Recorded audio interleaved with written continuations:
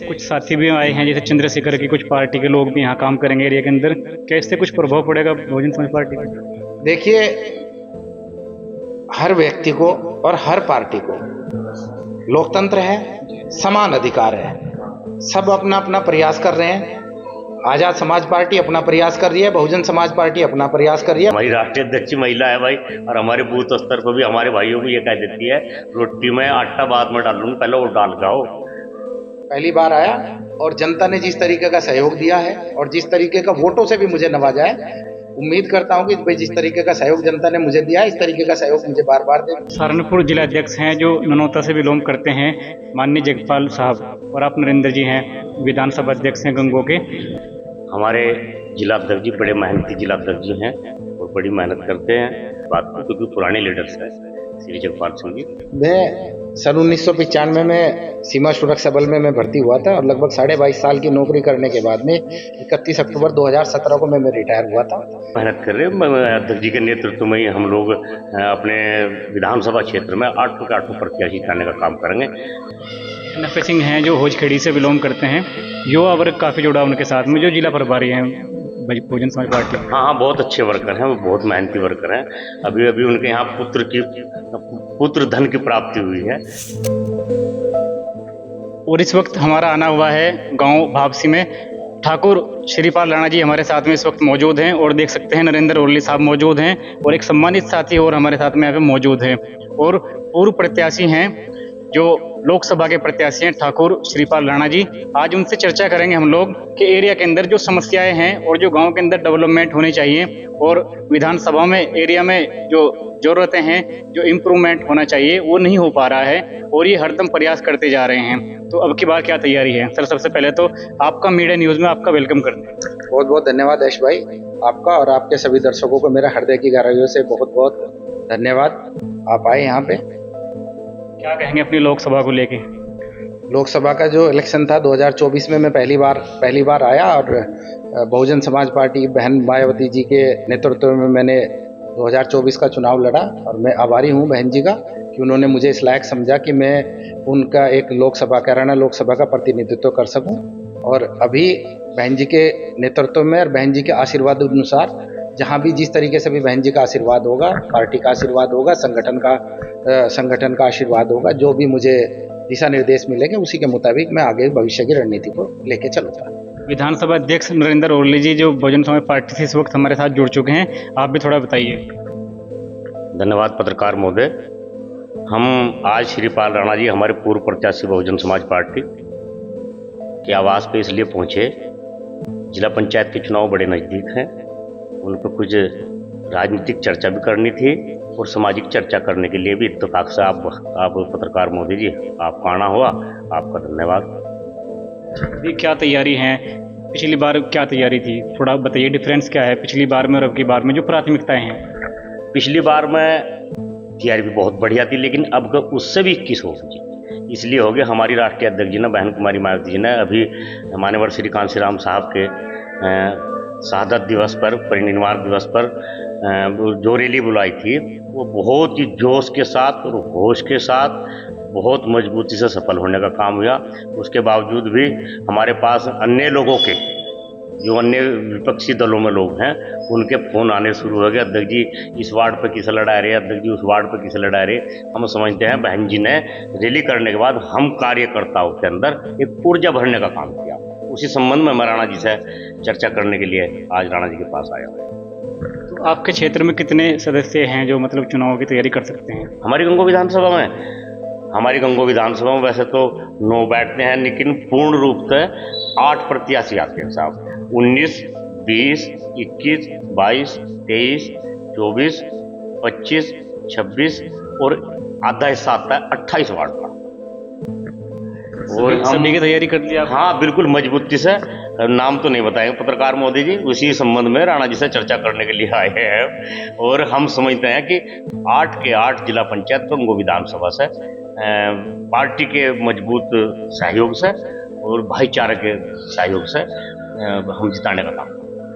ठाकुर साहब, आपका तो सिर्फ एक ही माइंड चलता है कि इम्प्रूवमेंट चाहते हैं आप एरिया के अंदर, डेवलपमेंट चाहते हैं और सबको एक समानता देते हैं आप, सम्मानित रूप से उनका कहीं ना कहीं लाड़ दुलार भी करते हैं अपने एरिया के युवाओं का।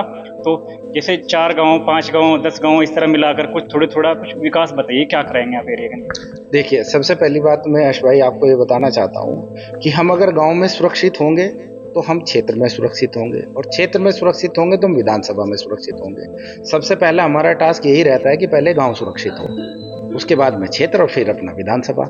और मेरा मानना यह है कि एक 5-5, 7-7 गांव की एक छोटी छोटी सी टुकड़ी बने और उसका जो विकास का काम है उसको एक बहुत जिम्मेदार तरीके से लिया जाए, सरकार की तरफ से, शासन प्रशासन की तरफ से।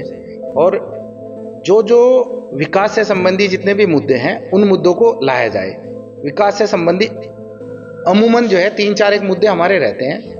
एक जल की व्यवस्था, एक रोड का डेवलपमेंट, एक बिजली की व्यवस्था और एक मेडिकल की व्यवस्था। ये चारों बेसिक और बुनियादी जरूरतें हैं हर इंसान की, और इन जरूरतों को लेके ज्यादातर दिक्कतें यहीं पे आती हैं।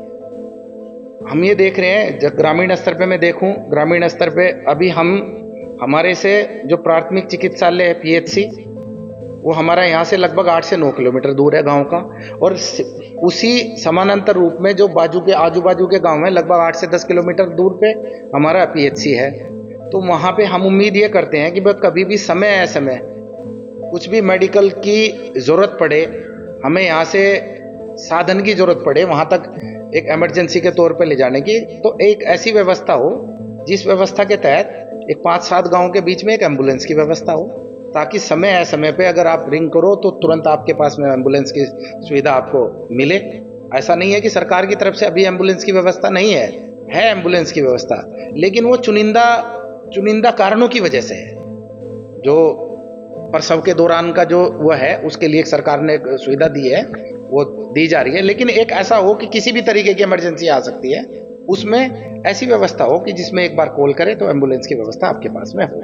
ब्लॉक के अंदर भी कुछ शादियां कराई जाती हैं, जैसे बेटियां हैं 24 जोड़ों की शादी कराते हैं, माननीय प्रमुख साहब भी रहते हैं उसमें। तो कुछ गांव से कुछ व्यक्ति लेंगे आप जो गरीब हैं, जो पात्रता की श्रेणी में आ रहे हैं, कि वो अपना रिश्ता तलाश कर लेते हैं और उसके बाद फिर वो माननीय मुख्यमंत्री जी के द्वारा शादियां कराई जाती हैं, सामूहिक विवाह जो इसको बोलते हैं। जी, सामूहिक विवाह का ऐसा है, देखो प्रदेश सरकार की तरफ से जो सामूहिक विवाह का जो एक सिस्टम चला हुआ, सिस्टम बहुत अच्छा है, लेकिन उसमें क्या है, उसका जो बजट का जो आवंटन है बहुत कम है।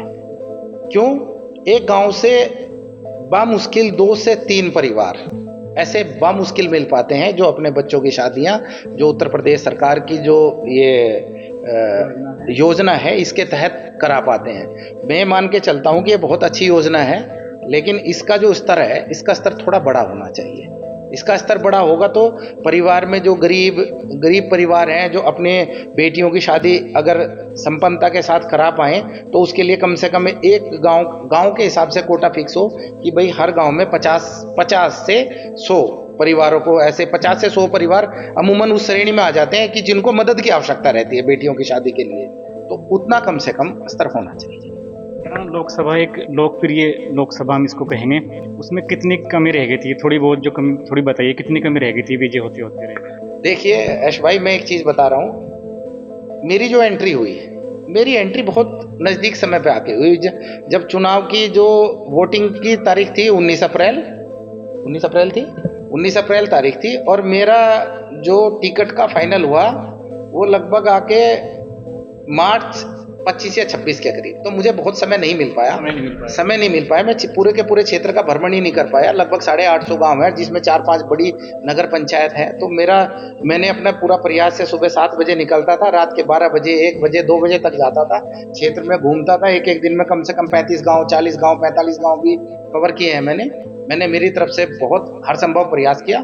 बाकी जीत हार तो सब किस्मत का लिखा हुआ है। और मैं जिस तरीके से मैं पहली बार आया, उससे पहले मेरा कोई राजनीतिक करियर नहीं था, पहली बार आया, और जनता ने जिस तरीके का सहयोग दिया है और जिस तरीके का वोटों से भी मुझे नवाजा है, मैं हृदय की गहराइयों से जनता का बहुत बहुत धन्यवाद अदा करता हूं। और मैं उम्मीद करता हूं कि भाई जिस तरीके का सहयोग जनता ने मुझे दिया है, इस तरीके का सहयोग मुझे बार बार दें, और एक दिन निश्चित रूप से कामयाबी मिलेगी। और मैं जनता की जो इच्छाएं हैं और जो भी मेरे से उम्मीद रख रही है जनता, पूरी लोकसभा की जनता जो भी मेरे से उम्मीद रख रही है, तो मैं 100% प्रयास करूंगा कि उनकी उम्मीद के ऊपर मैं खरा उतरूं। सहारनपुर जिला अध्यक्ष हैं जो ननौता से बिलोंग करते हैं माननीय जगपाल साहब, और आप नरेंद्र जी हैं विधानसभा अध्यक्ष हैं गंगो के।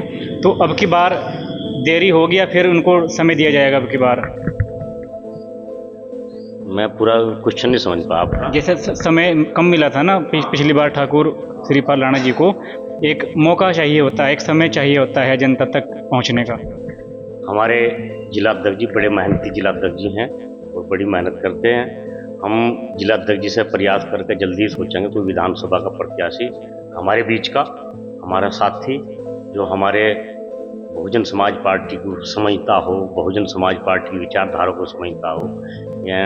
हम तो चाहते हैं इस तरह का प्रत्याशी आ जाए, और कोशिश भी ये है कि हमारे जिला अध्यक्ष जी बड़े मेहनती हैं और समझते हैं वो बात को, क्योंकि पुराने लीडर्स हैं श्री जगपाल सिंह जी।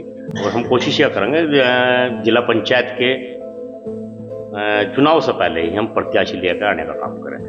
बाकी काम बहन जी का है, बहन जी कब तक प्रत्याशी उतारेगी ये तो बहन जी का। अच्छा, थोड़ा जो भारतीय सेना में आपने सेवा दी है, कौन सा सन होता था वो, क्या? मैं सन 1995 में सीमा सुरक्षा बल में मैं भर्ती हुआ था, और लगभग 22.5 साल की नौकरी करने के बाद में 31 अक्टूबर 2017 को मैं रिटायर हुआ था। और रिटायर होने के बाद में मेरा राजनीति से कोई सरोकार नहीं था। मैं अपना वहाँ के बाद में छोटा मोटा मेरा बिजनेस था, बेंगलोर में रह के मैं अपना जो है घर परिवार का अपना गुजारा वहाँ पे बैठ के कर रहा हूँ। और जो सेना का जो मेरा समय है वो एक साहसिक और एक गौरवपूर्ण और एक मेरे लिए सौभाग्य, और मैं बोलता हूँ कि इससे बड़ा मेरे लिए कुछ हो ही नहीं सकता कि मुझे मेरे इस जीवन काल में मुझे सेना में सेवा करने का मौका मिला। इससे बड़ा समय मेरा कुछ हो नहीं सकता। राजनीति और किसान और सेना, इन तीनों में अगर किसी को तवज्जो दूंगा, ज़्यादा तवज्जो दूंगा, तो मैं जवान को तवज्जो दूंगा, क्योंकि मेरा लंबा समय उसके साथ है। वो जी लोग बहुत ईमानदार रहते हैं। आप बताइए, बेंगलोर के अंदर रह के आपने ऐसा क्या सीखा जो यहाँ नहीं है वो वहाँ है? देखिए, व्यवस्था यहाँ की भी और व्यवस्था वहाँ की भी बहुत अच्छी है। व्यवस्था में किसी तरीके का कुछ नहीं कि जो बेंगलोर में मैं देख पा रहा हूँ वो मेरे यहाँ नहीं है। ये मेरी जन्मभूमि है, यहीं पे बड़ा हूँ, इसी मिट्टी में मिला हुआ हूँ, इसी मिट्टी से बड़ा होके गया हूँ। तो मुझे मेरी मिट्टी से निश्चित रूप से उतना प्यार रहेगा, उसकी कल्पना भी नहीं की जा सकती। मैं बेंगलोर में हूँ, प्रवासी हूँ, और बेंगलोर में मैं अपना व्यापार कर रहा हूँ। और जब भी मुझे मेरा मन होता है, जब भी मुझे ऐसा लगता है कि भाई मुझे मेरे गांव पहुंचना है, तो मैं बिना देर के मेरे गांव पहुंच जाता हूं, मेरी मिट्टी में जुड़ जाता हूं। बैकग्राउंड जानना चाहिए, जैसे फैमिली में जैसे बेटे कितने हैं? मेरी 2 बेटियां हैं और 1 बेटा है। तीनों जो है बच्चों की शादी हो चुकी है, और सभी अपने अपने परिवारों के साथ व्यस्त हैं, और मैं बिल्कुल राजनीति में, जन सेवा और समाज सेवा में हूँ। क्षेत्र के जो युवा हैं, आप उनको बेटा मानते हैं? जो बेटियां स्कूल के लिए जाती हैं उनके लिए विद्यालयों की सुविधाएं और कुछ कैमरे वगैरह की सुविधाएं कराएंगे? भाई मैं मानता हूँ कि भाई गांव स्तर पे, हर एक गांव स्तर पे जहाँ पे विद्यालय है, खासतौर पे विद्यालय है, विद्यालय का जो परिसीमन है, वहाँ पे इस तरीके की सरकार की तरफ से व्यवस्था होनी चाहिए, ताकि विद्यालय में हर किसी भी तरीके की अनैतिक गतिविधियां न हो, उसको रोकने के लिए जो सीसीटीवी का है, मेरे हिसाब से हर गांव स्तर पे ये चीज़ें होनी चाहिए। सुरक्षा समिति की ज़रूरत रहती है कुछ गांव, जैसे अगर एरिया के अंदर आप जैसे चेहरे हैं, एक फौजी हैं आप और एक सेवा दे चुके, आपको काफ़ी अनुभव है कि सुरक्षा क्या चीज़ होती है। अगर मौके पर सुरक्षा प्रदान ना हो तो जीवन जा सकता है। गांव स्तर पे ग्राम समाज जो होता है, गांव समाज जो होता है, सर्व समाज में यहाँ पे इस तरीके की आंतरिक सुरक्षाओं की आवश्यकता नहीं रहती। यहाँ पे गांव का हर जवान, हर बुजुर्ग, हर बच्चा अपने आप में एक सैनिक रहता है। अगर किसी भी तरीके से आप पुराना इतिहास भी उठा के देख लें, आज भी अगर जाके देख लें, अगर यहाँ पे कहीं पे गली पे जाके अगर किसी बच्चे के साथ अगर कुछ बदतमीजी हो रही है, तो हमें बताने की जरूरत नहीं पड़ेगी कि वो वहाँ जाके देख लें, व्यवस्था मिलेगी, 100% से व्यवस्था मिलेगी। ये थोड़ा शहरी कल्चर में होता है कि भाई अगर झगड़ा हो रहा है या किसी के साथ बदतमीजी हो रही है या किसी बहन बेटी के साथ में अगर कुछ ऐसा हो रहा है कि जिसको देख के भी लोग नज़रअंदाज कर, गांव स्तर पे कोई नज़रअंदाज नहीं करता। आम आदमी कभी कभी प्रताड़ित हो जाता है और फिर वो थाने में जब जाकर बैठता है, उसको वो सम्मान तो नहीं मिल पाता, उसको इंसाफ भी नहीं मिल पाता, फिर वो अपने नेतागणों की तरफ को चलते हैं, और नेतागणों की मानने के लिए पुलिस बिल्कुल भी तैयार नहीं आज के समय में। देखिए ऐसा नेताओं को बनाया किसके लिए? जनता के लिए बनाया है, वो जनता के प्रतिनिधि है। मैं भी हूँ, मैं भी जनता का प्रतिनिधि। पुलिस नहीं सुनती किसी की भी। देखिए पुलिस का काम है एक निष्पक्ष काम करना। अब वो पुलिस यहाँ की पुलिस और कहीं की भी पुलिस है, पुलिस का काम है निष्पक्ष तरीके से काम करना। वहाँ पे जो बैठे हुए कुछ लोग ऐसे हैं जो निष्पक्षता की तरफ नहीं करते, कहीं ना कहीं भाईबंदी कर देते हैं। और भाई राजनेता का जो क्षेत्रीय नेता है उनकी जिम्मेदारी बनती है, अगर पुलिस सही तरीके से काम नहीं करे तो पुलिस को जिस तरीके से पुलिस समझना चाहती है उस तरीके से पुलिस को समझाया जाए, बताया जाए, समझाया जाए। भाई पात्र कौन किस तरीके का काम करे, जिम्मेदारी बनती है। जैसे आप फौजी हैं इसलिए हमारा क्वेश्चन था कि आम आदमी प्रताड़ना का शिकार होता है। चलते हैं कि ठाकुर श्रीपाल राणा जी के पास चलते हैं अपनी समस्या को लेके, और कुछ ऐसे लोग होते हैं जिनके पास कुछ जरिया है, वो चाहे अपना पैसे दे के कोई काम कराएं, अपने लिए कुछ न्याय की भीख मांगते हैं। कुछ लोग ऐसे भी होते हैं उनको फिर भी न्याय नहीं मिल पाता है। भाई अगर हमें न्याय नहीं मिल रहा है तो हमारा अधिकार है। हम जो है जिस स्तर पे हमें न्याय नहीं मिल रहा, ये जो बाबा भीमराव अंबेडकर जी के द्वारा जो न्याय प्रणाली बनाई गई है उसमें अगर आपको एक स्तर पे न्याय नहीं मिल रहा तो उसके ऊपर का स्तर बनाया हुआ है, उसके ऊपर के स्तर पे जाए जाए, उससे भी ऊपर का स्तर बनाया हुआ। अगर नहीं मिल रहा, मैं ये समझता हूँ कि भाई मेरे संज्ञान में जो भी मुद्दा आ रहा है, अगर मुझे दिखाई दे रहा है कि भाई इसके साथ में पक्षपात हो रहा है या इसको जो है न्याय नहीं मिल रहा, तो मैं 100% मैं व्यक्तिगत रूप से मैं तैयार रहता हूँ। मुझे जहाँ पे जिस स्तर पे भी जाना पड़े, जिस लेवल पे भी जाना पड़े, मैं 100% वहाँ पे जाऊँगा। यही मेन पॉइंट था हमारा कि ये देखिए जनता का कहीं ना कहीं जो सवाल है और जो जनता की समस्या रहती हैं कि वो चाहते हैं कि जनप्रतिनिधि उनका नेतृत्व करे और हर तरीके से वो सम्मानजनक स्थिति में ला के खड़ा करें अपने क्षेत्र के लोगों को जो इनके पास आए मदद मांगने, जिनको न्याय नहीं मिल पा रहा है उनके लिए ठाकुर श्रीपाल राणा जी खड़े हैं। और हर तरीके से इन्होंने अपनी जो इनकी जो बात है वो एरिया के अंदर जो इम्प्रूवमेंट करने के लिए इन्होंने जो मन बनाया हुआ है, चिंतन मंथन करते रहते हैं। और नरेंद्र ओरली जी हैं और जगपाल जी हैं जो ननौता से बिलोंग करते हैं, जिला अध्यक्ष हैं बहुजन समाज पार्टी से। पिछली बार जो ठाकुर श्रीपाल राणा जी हैं उनको थोड़ा समय कम मिला है, जनता तक पहुंचने का मौका ही नहीं मिला और चुनाव जो है वो समाप्त हो चुका था उस टाइम पे। तो अब की बार पूरी तैयारी में हैं और बहुजन समाज पार्टी की एक मीटिंग लखनऊ के अंदर हुई थी, उसका जन सैलाब आप देख सकते हैं। और हर तरीके से जो बदलाव अब की बार है बहुजन समाज पार्टी की तरफ से, तो वो एरिया के अंदर नए तरीके से डेवलपमेंट लाने का प्रयास करेंगे। सहारनपुर की बात की जाए ठाकुर साहब कि सहारनपुर के अंदर 7 विधानसभाएं हैं और आपकी गंगो विधानसभा पड़ती है, आपका गांव भी गंगो विधानसभा में है और लोकसभा पड़ती है कैराना। तो आप सबसे पहले फर्स्ट प्रायोरिटी और जो महत्व देंगे वो कौन सी विधानसभा को देंगे? हाँ देखिए, बहुत बढ़िया सवाल किया है ऐश भाई आपने। यहाँ पे क्या, मैंने कैराना लोकसभा लड़ी है। कैराना लोकसभा के अंदर 5 विधानसभा आती है, नकुड़, गंगो, थाना भवन, शामली और कैराना। तो इन 5 विधानसभा में से जाहिर सी बात है कि क्योंकि मेरी मेहनत इन्हीं 5 विधानसभा में रही है और मैं प्रायोरिटी में रखूंगा कि इन्हीं 5 विधानसभा में से किसी एक विधानसभा को चुनूं। तो उसमें भी मेरी प्रायोरिटी ये रहेगी कि मैं उस विधानसभा को चुनूं जिस विधानसभा में मेरा मूलतः गांव आता है। तो मूलतः गांव मेरा आता है गंगो विधानसभा। ये तो होगी मेरी अपनी स्वेच्छा, लेकिन इस स्वेच्छा से कुछ काम नहीं चलता। पार्टी का आदेश है, बहन जी का नेतृत्व है। जिस तरीके से संगठन और पार्टी जिस तरीके से जहां से भी मुझे आदेश करेंगे वहीं से मैं अपने आप को प्रत्याशी के रूप में लाने का प्रयास करूंगा। और इसके बावजूद भी अगर बहन जी या पार्टी अगर मुझे समझती है कि भाई मैं एक कार्यकर्ता के रूप में जो है क्षेत्र की सेवा करूं और अपनी लोकसभा की सेवा करूं, तो 100% मैं उस तरीके से भी, कोई भी दूसरा भी कैंडिडेट आ रहा है तो मैं हर तरीके से दूसरे कैंडिडेट के भी साथ रहूंगा। तो विभाजन भी होना जरूरी रहता है और वर्ग के हिसाब से भी विभाजन करना पड़ता है, यानी जो बांटनी पड़ती है विधानसभा को। जो आपके 8 कैंडिडेट आएंगे ना इसमें?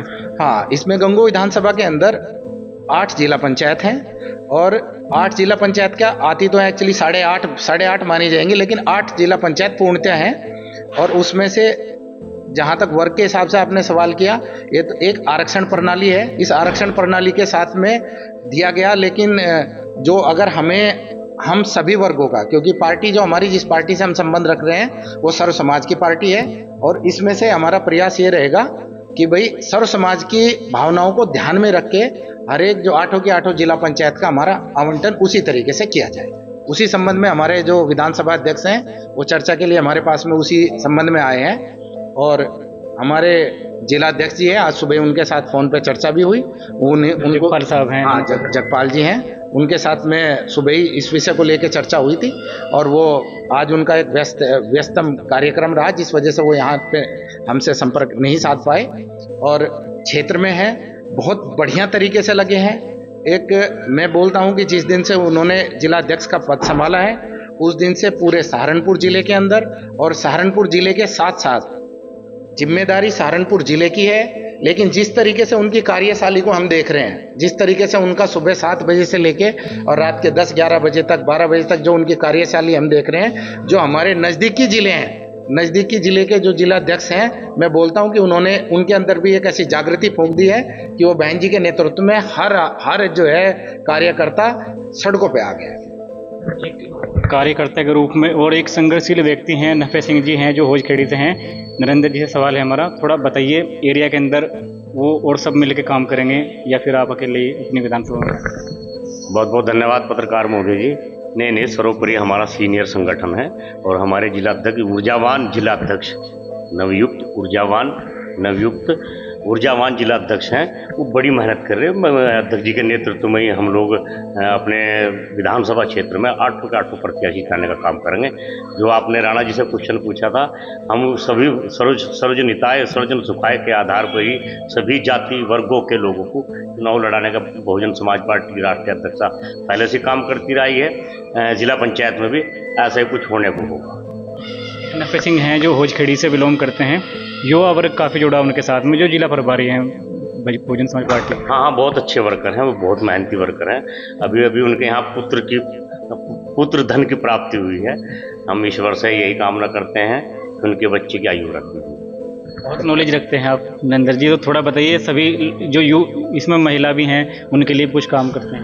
जी। और अब तो हमारे यहाँ भी बूथों पर भी हमारी राष्ट्रीय अध्यक्ष जी ने भी, हमारी आदरणीय बहन कुमारी मायावती जी ने भी, जो बूथ की कमेटी है उनमें भी हमने एक महिलाओं को रखने का भी काम किया है। वो संगठन में हमारी महिला बड़ी जागरूक है।